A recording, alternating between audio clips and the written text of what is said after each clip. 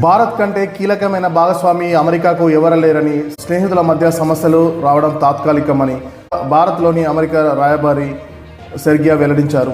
భారత్ కంటే కీలకమైన భాగస్వామి ఎవరు లేరని మన దేశంలో అమెరికా నూతన రాయబారిగా ఎన్నికైన సెర్గియో పేర్కొన్నారు.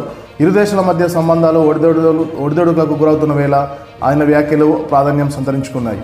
ఢిల్లీలోని రాయబార కార్యాలయంలో దౌత్య సిబ్బందితో సోమవారం సెర్గియా సమావేశమయ్యారు.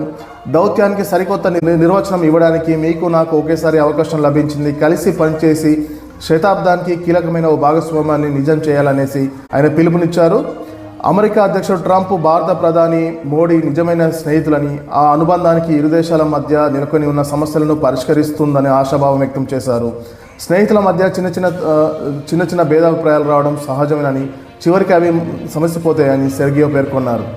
భారత్ అమెరికా వాణిజ్య ఒప్పందం త్వరలోనే కుదురుతుందని, ఆ దిశగా చర్చలు కొనసాగుతున్నాయని తెలిపారు.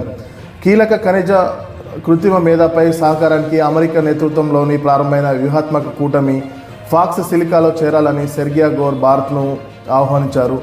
వచ్చే నెలలో ప్రభుత్వానికి అధికారికంగా ఆహ్వానం అందుతుందని మీడియాకు తెలిపారు.